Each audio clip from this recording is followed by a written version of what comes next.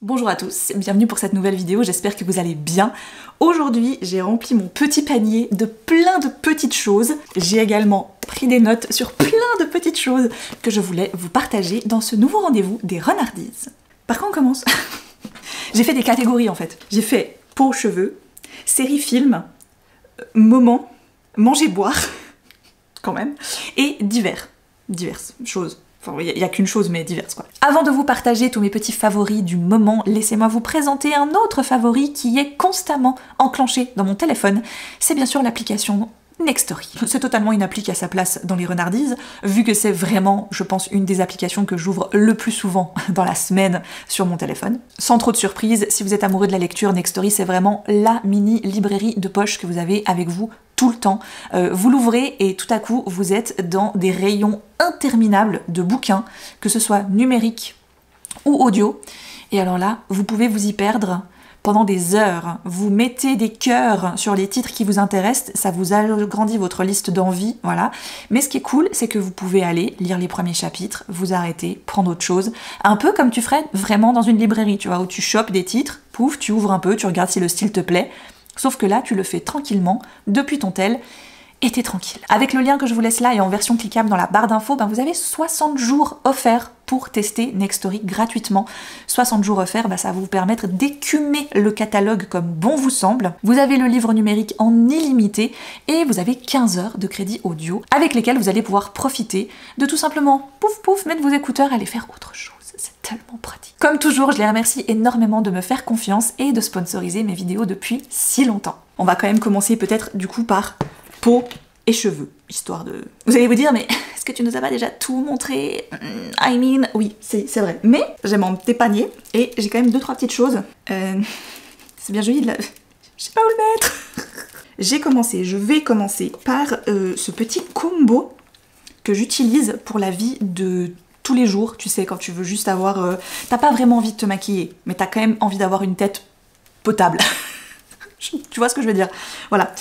Donc j'ai ressorti, parce qu'en fait je l'avais depuis un moment, ce petit stick de chez Boho, qui est un stick vert. Je pense que je n'apprends rien à grand monde, mais pour ma part je l'avais un peu relégué au fin fond de ma trousse à maquillage, parce que comme j'ai le bord du nez très sec, en général, eh bien je trouvais que, au contraire, alors ça diminuait certes mes rougeurs, ce qui est le but du stick vert, c'est que ça vient corriger le rouge, vu que le vert et le rouge sont des couleurs complémentaires. Je te fais pas tout un topo sur la colorimétrie en make-up, en tout ça, parce qu'il y a Marion Caméléon qui a fait une super vidéo sur le sujet qui est on point, mais c'est vrai que je l'utilisais plus trop, parce que je trouvais que, bien que ça combattait le rouge, ça venait quand même vachement accentuer le côté sécheresse autour de mon nez. Et je vous avoue que le côté sécheresse de mon nez, j'y suis allée, mais alors je me suis posé 10 milliards de questions sur ce pif, parce que je me disais, il y a un truc qui ne va pas. Mon nez, souvent, il pèle, il est sec, t'as l'impression que je me suis chopé un coup de soleil, en fait, et que tu sais, au bout d'un moment,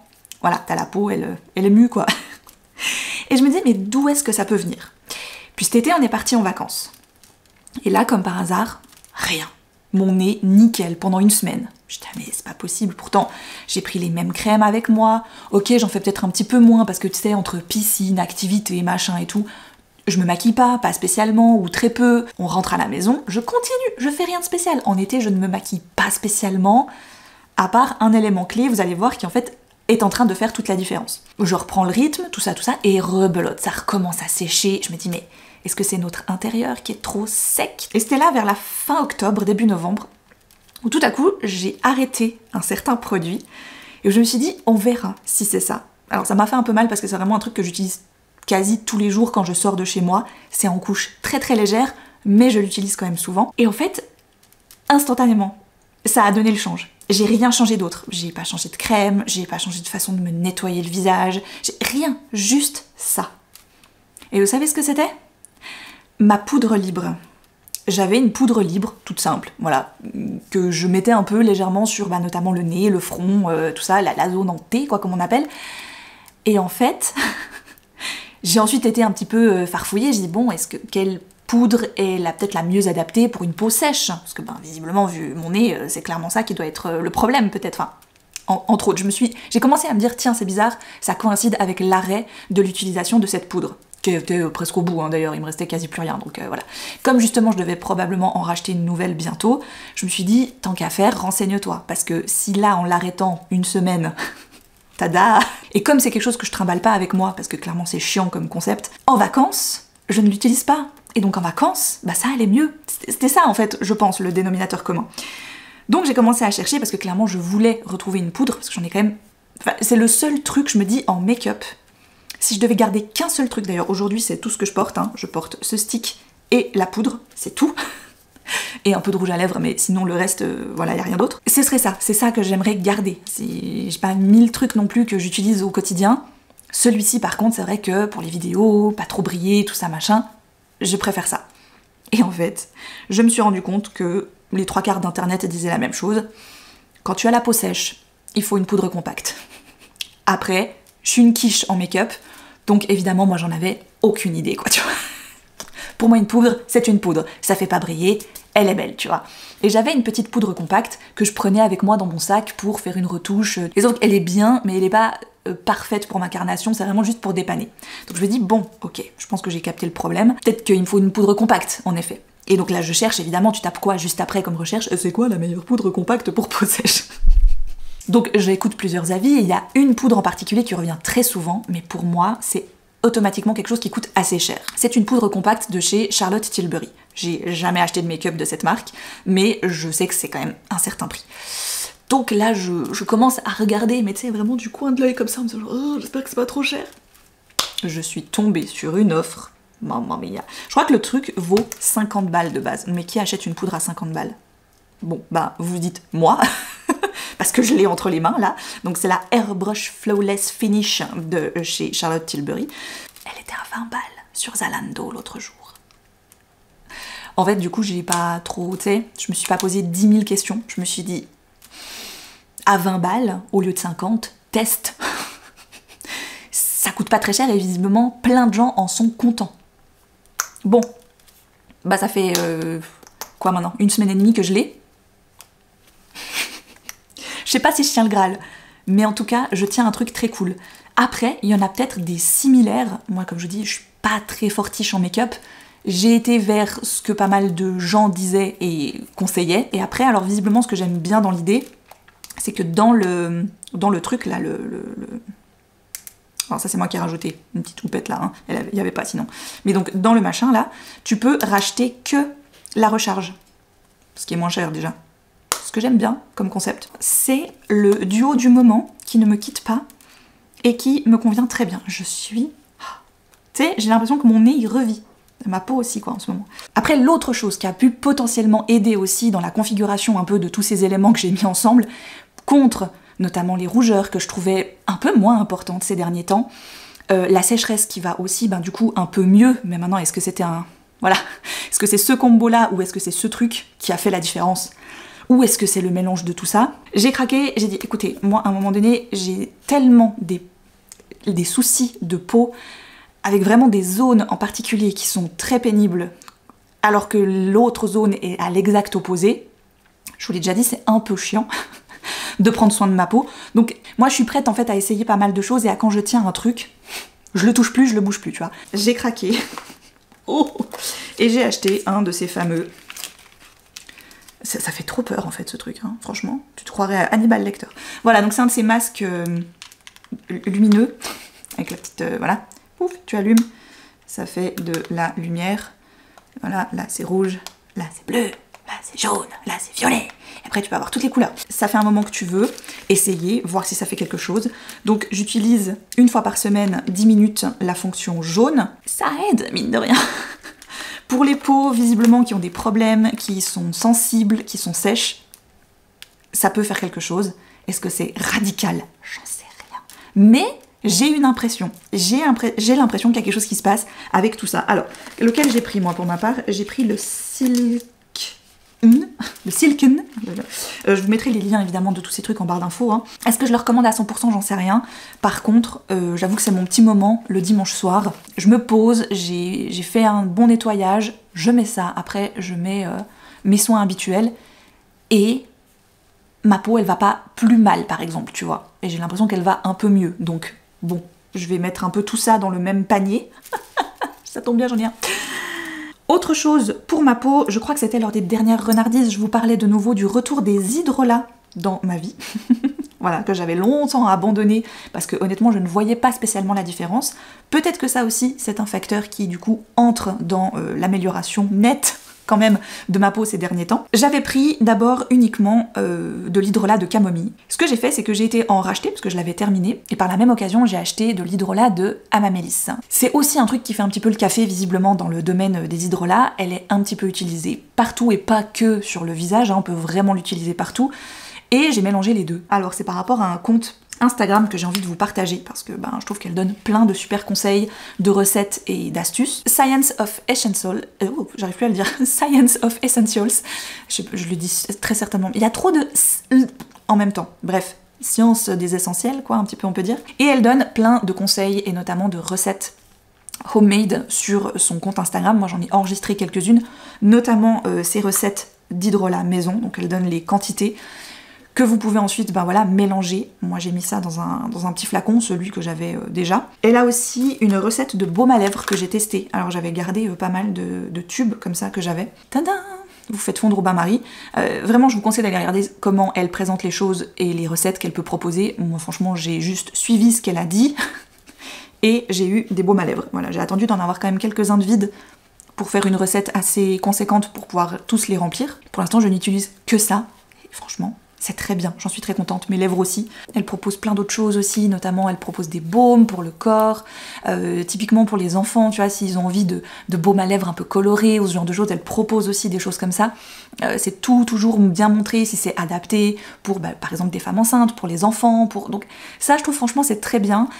Tu sens que c'est une passionnée, elle propose, elle teste, elle utilise elle-même, donc voilà, après bien sûr il faut avoir les produits qui vont avec. Alors moi je pense qu'il y a un endroit dont je ne pourrais pas me passer parce que c'est là où je chope tous ces trucs, où je peux aller chercher quasi en direct, c'est Aromakos.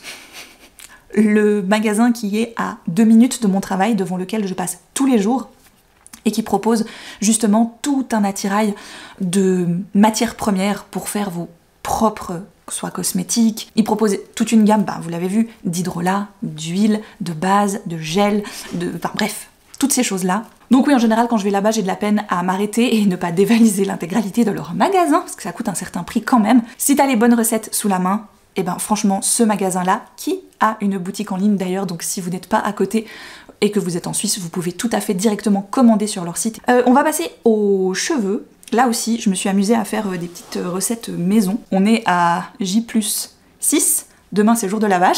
Autant vous dire que je suis pas peu fière parce que, ok, les boucles tiennent plus masse bien, mais elles sont bien. Et le petit produit que je mets quasi tous les matins dessus, juste pour redonner un petit peu de, tu vois, de plump, je sais pas comment appeler ça d'autre. C'est un mix, là encore une fois, que j'ai fait maison. Gel d'aloe vera et huile de jojoba. Voilà, alors parce que ça donne vraiment ce côté hydratant, ça redéfinit un peu les boucles. Si tout à coup tu t'es dit oui voilà on est à J plus je sais pas combien, t'as des frisottis, t'as tout ça, franchement sans alourdir le cheveu, sans le rendre poisseux ou que sais-je, le gel d'aloe vera, mais tellement le truc que j'utilise pour tout et n'importe quoi que je mets absolument partout. J'en ai mis un peu d'ailleurs dans l'hydrolat, j'ai pas dit, mais j'en ai mis un tout petit peu, une pompe ou deux dans mon hydrolat pour avoir le côté un peu plus hydratant encore. Et ça, une pipette, tu vois, parce que c'est vraiment un format pipette que j'ai fait, je mets une pipette dans ma main tous les matins, hop, je viens vraiment répartir, tac tac, après je redonne un petit coup, mais ça, voilà. J'utilise un gel de chez les Secrets de Loli dont je vous ai déjà parlé dans des précédentes renardises et vidéos quand on parlait cheveux. J'avais très envie depuis un certain temps d'essayer le gel de lin, donc j'en ai fait maison. Pas mal, ce qui est cool c'est que tu peux bien en utiliser, là encore une fois aussi beaucoup, je pourrais même l'utiliser en coiffage en journée, parce que c'est pas un gel qui va venir rendre poisseux ton cheveu, c'est quelque chose de très hydratant, au contraire, gainant, tu vois, et très agréable. Après je l'ai pas utilisé encore assez longtemps, je l'ai utilisé qu'une fois réellement pour me rendre compte si c'est vraiment bien ou pas. Mais bon, déjà la réalisation est hyper simple, tu trouves des recettes absolument partout, de combien de quantité d'eau pour combien de quantité de gel de graines de lin, tu portes à ébullition, tu enlèves les graines de lin, tu les essores le plus possible et tu te retrouves avec un gel. Donc là, je crois que j'ai fait le tour. On va passer aux séries et films que j'ai pu voir ces derniers temps et que j'ai envie de vous conseiller parce que je les ai bien aimés. En série, j'ai dû galérer un petit peu parce que c'est pas que j'ai regardé des mauvaises séries ces temps, mais j'ai regardé des séries un peu... Voilà, sympa. Genre mention honorable pour Only Murder in the Building, qui était sympa, mais j'ai pas trouvé que c'était la meilleure saison, la dernière qui est sortie. Pour une autre mention honorable, il y a la saison 2 de Entretien avec un vampire, que j'ai regardé, que j'ai beaucoup aimé.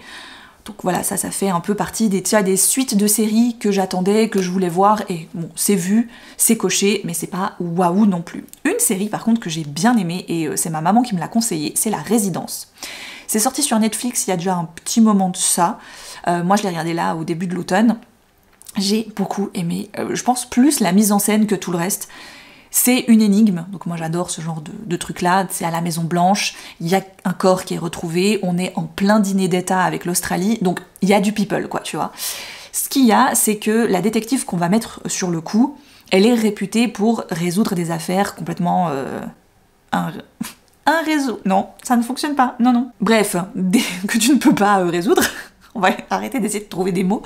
Quand on n'arrive pas, c'est pas grave. Et sauf que elle a un peu sa technique, bien à elle, qui dérange pas mal les autres gens. Il y a le FBI sur le coup, il y a, bref, tout un pataquès de gens, il y a toute la sécurité de la Maison Blanche, bien sûr, etc. Et elle, en fait, elle va dérouler le fil rouge et elle va remettre un petit peu les choses les unes après les autres.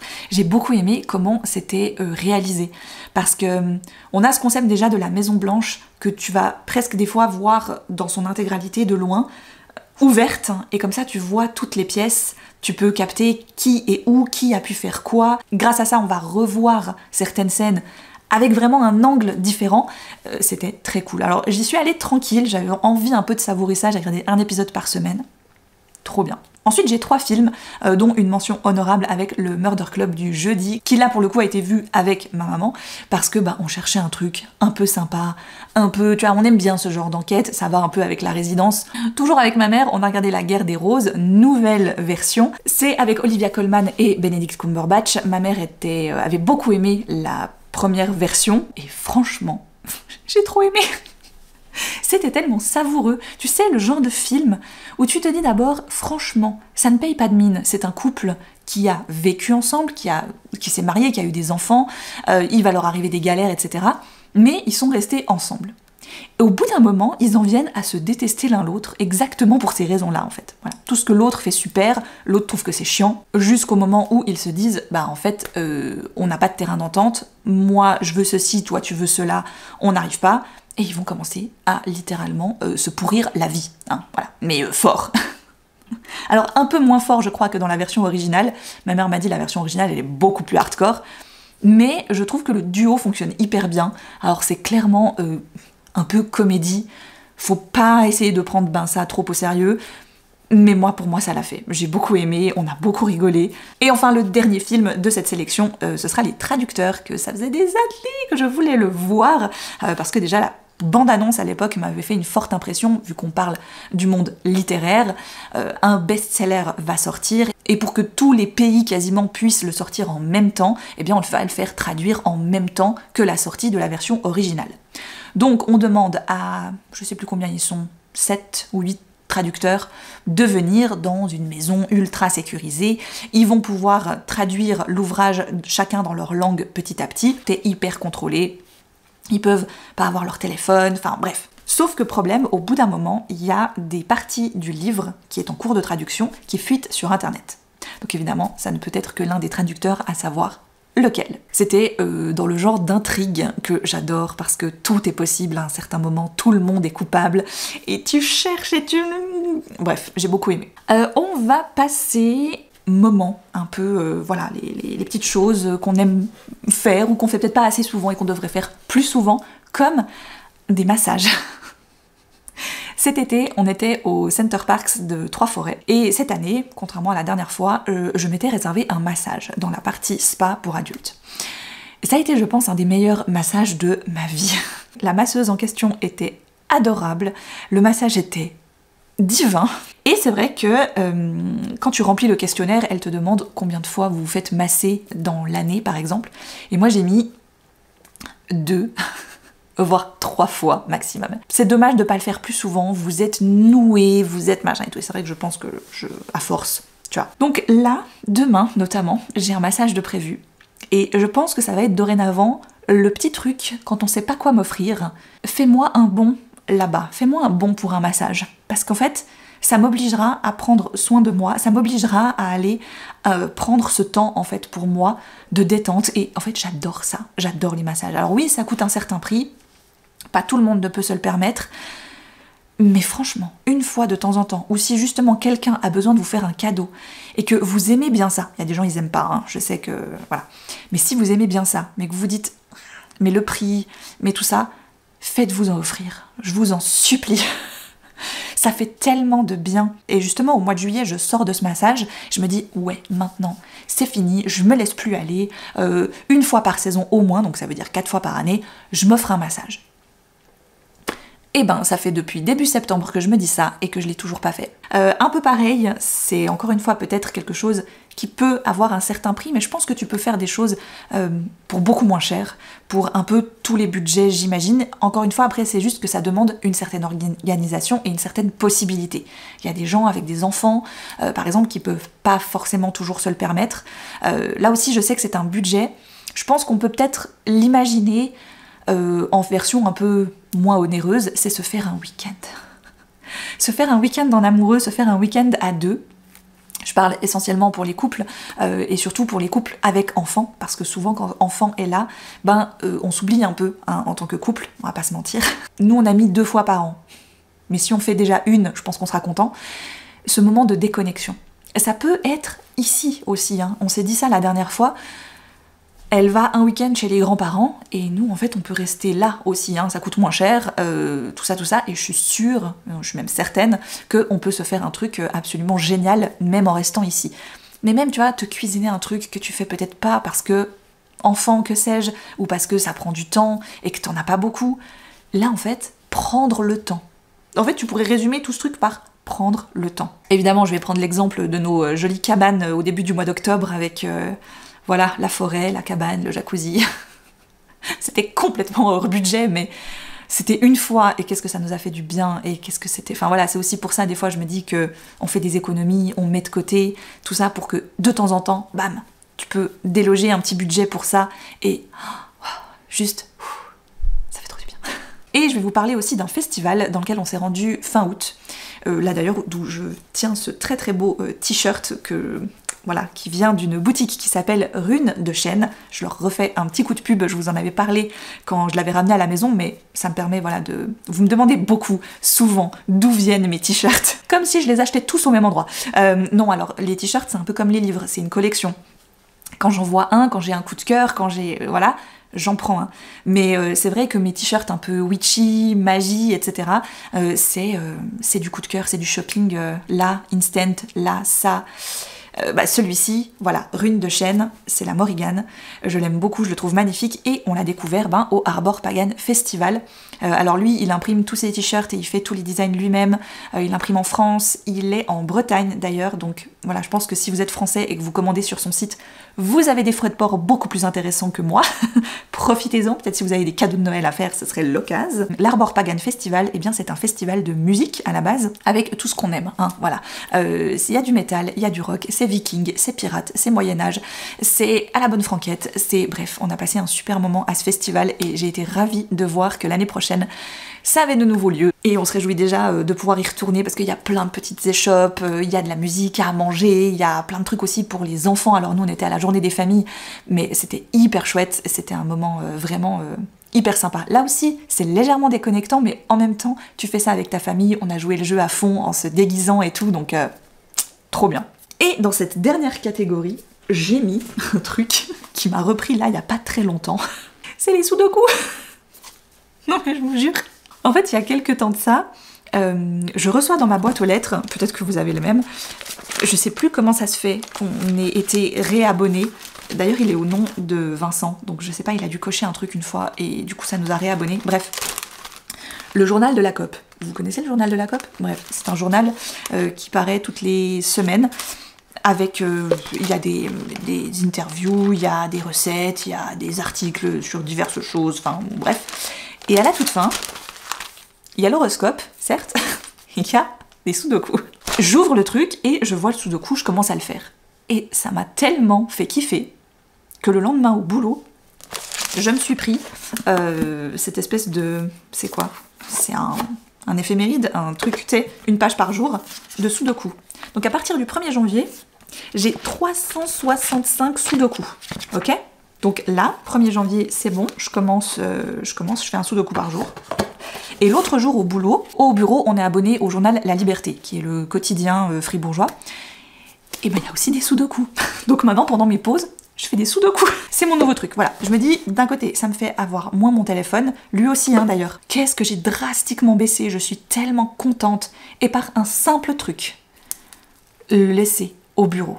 Pas au bureau là où je travaille, hein, dans mon bureau ici. Je rentre le soir, il sonne, il n'y a pas de problème. Si je dois être joignable, il peut sonner, il n'y a aucun souci. Mais il n'est pas avec moi au salon, il n'est pas à la salle à manger, il n'est pas à la cuisine, il est au bureau. C'est en train réellement de me faire gagner un temps considérable dans mes journées, vous n'avez même pas idée. Les sudoku. Mais tu sais déjà à l'époque, dans les petits quotidiens gratuits, là, le 20 minutes, etc., que tu prenais en gare, moi quand j'allais en cours, évidemment, tu vois, j'en chopais un à chaque fois, souvent je finissais par faire le sudoku. On va terminer dans la catégorie boire et manger, il n'y a pas masse de choses, parce que je vous ai déjà montré pas mal de petits trucs à travers les vlogs et ce genre de choses-là, mais notamment le Pumpkin Spice Café de chez White Hard, qui est une marque de café anglaise que moi j'ai découverte à Londres quand on y était l'année dernière. Leur café qui est ensuite torréfié à la graine de courge. C'est un pur délice. J'ai une cafetière à piston, j'ai pas une cafetière machine.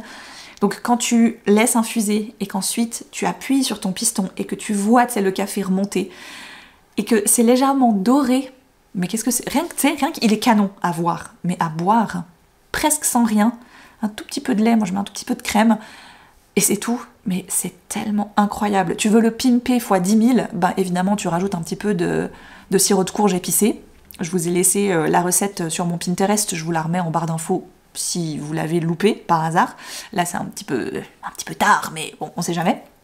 Moi j'arrive gentiment au bout de mon sirop justement, il me reste encore peut-être je peux peut-être encore faire 1 ou 2 cafés, mais comme on est le 12 novembre, ça va. Je me dis, il aura vraiment pile bien tenu la période dont j'en avais besoin.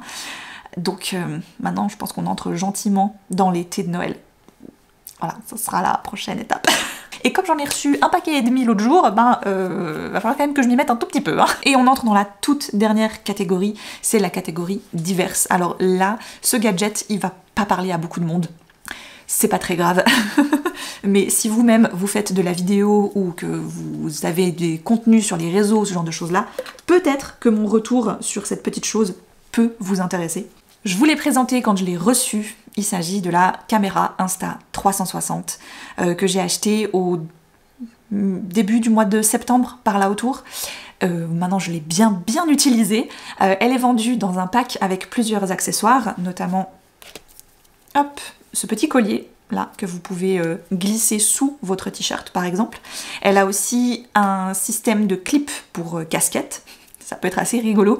On l'a utilisé 1 ou 2 fois, c'est plutôt chouette. Et sinon, elle a une sorte de petit support un peu ventouse que vous pouvez mettre sur toute surface, une vitre, un carrelage, ou enfin bref, que sais-je, ça peut vraiment, ça tient très très bien. Donc l'avantage de cette petite caméra, c'est que elle est sur son bloc là, avec un écran ici.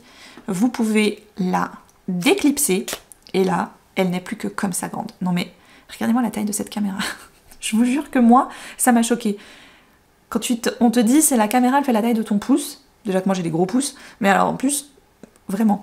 Je vous disais que j'avais beaucoup de peine à me filmer en extérieur. Je suis toujours assez gênée, surtout avec ma caméra qui est, certes, elle est quand même déjà assez petite, mais bref, on voit que j'ai une caméra quoi. Enfin, je veux dire, c'est un peu évident. Celle-ci, déjà elle est aimantée, donc quand tu portes le collier, tu le mets sous ton t-shirt, hop, donc elle tient sur toi. Hein, voilà, on voit le concept. Et même si tu la portes, notamment beaucoup à Europa Park, où en fait, tu sais, je l'avais dans ma poche, je la sortais, je filmais un peu, je la rangeais, etc. Juste rien que comme ça, je veux dire, on voit quand même beaucoup moins que tu filmes quelque chose. qu'avec ça. Et pour ma timidité maladive en public, c'est un gadget quand même assez chouette. Alors dans ses qualités, elle a une place incroyable. Franchement, c'est assez fou la capacité de mémoire qu'elle a. Elle-même, elle a une batterie, et ensuite le pod a une batterie. Donc si tout à coup, tu vois là, elle en a plus, tu la remets dessus, elle recharge, et donc tu peux continuer. Tu peux filmer sur le pod, tu peux filmer sans le pod. Ça, c'est libre à toi. Elle a une stabilité franchement pas dégueu. Ça tient plutôt bien la route, contrairement à peut-être des fois un téléphone ou la caméra que j'ai là, qui est déjà bien, hein, mais évidemment quand tu bouges, ben ça bouge un peu, forcément. Celle-ci, je trouve qu'elle régule vraiment très très bien la stabilité, et juste le côté passe-partout, quoi. Enfin, moi je reste convaincue que c'est, voilà, aimanté, passe-partout. Tu peux la prendre, moi je la mets dans une poche, pouf, tu pars, tu la sors, tu filmes un peu, ça reste très discret et t'as une super qualité d'image, c'est une 4K quand même, donc c'est vraiment pas dégueulasse. Je dirais que le seul truc qui moi m'embête des fois un tout petit peu, c'est évidemment elle a pas un micro incroyable, c'est un peu normal, tu me diras, vu la taille du machin, et le zoom qu'elle permet. Alors elle a un assez grand angle, donc quand tu zoomes, ben ça fait presque juste limite un tout petit peu plus grand que l'écran de celle-ci, par exemple, au niveau de l'ouverture de l'objectif. C'est un détail, après que tu peux corriger aisément au montage, tu recentres un peu, tu recoupes, et c'est ni vu ni connu, quoi. Mais c'est vrai que c'est très agréable de l'avoir, c'est très agréable de pouvoir te balader avec. J'avais pris donc le pack, comme je vous disais, avec les différents accessoires, et je l'ai payé un certain prix en Suisse, elle était à 400 et quelques quand même, hein, je vous cache pas. Pour l'instant, je suis très contente et elle fait vraiment très très bien le job que je lui demande en fait, tout simplement. Là vous êtes peut-être en train de vous dire, ouais mais et puis en musique, t'as pas le dernier album de Taylor? Ça pourrait, mais je pense que malheureusement je ne vais pas faire partie des adeptes à 100% de The Life of a Showgirl. J'aime bien, c'est une mention honorable pour moi pour cette saison, mais c'est pas mon album préf. Voilà, tout comme Midnight ne l'était pas non plus. Je veux dire, pour moi, Midnight, c'est un album de Taylor, mais il n'y a pas des masses de chansons que j'écoute encore aujourd'hui, beaucoup qui sont dessus. Il y en a une ou deux, et je pense que The Life of a Showgirl, à force, ce sera un peu ça. Il y en aura une ou deux qui sortent un peu du lot, que j'aime bien. Au départ, à première écoute, je peux vous dire, oui, franchement, je valide 8 chansons sur 12. Honnêtement, sans problème. Mais tu vois, vraiment à les écouter encore et encore et encore, ce que je peux faire pour certaines autres chansons, non. Donc évidemment que je suis très heureuse pour les gens qui aiment cet album-là, qui avaient besoin d'un truc un petit peu festif, dansant, etc. Je pense que vu le titre de l'album, j'avais très clairement une autre attente, que je n'ai pas vraiment eu. Voilà, je reste un peu sur ma faim, on va dire, mais je valide totalement certaines chansons, notamment Cancelled, qui est pour moi une de mes préférées, Elizabeth Taylor, que j'adore également, j'aime beaucoup Honey, j'aime beaucoup Father Figure, j'aime beaucoup Eldest Daughter, il y a quand même pas mal de choses que je peux garder de cet album, mais je le compare un peu à Midnight, donc c'est pas mon préf. Voilà pour ces renardises, j'espère qu'elles vous ont plu. N'hésitez pas, vous, dans les commentaires, à me dire quelles sont vos dernières découvertes du moment. N'hésitez pas, la partie commentaire est là pour ça. Et moi, je vous dis à très vite pour une prochaine vidéo.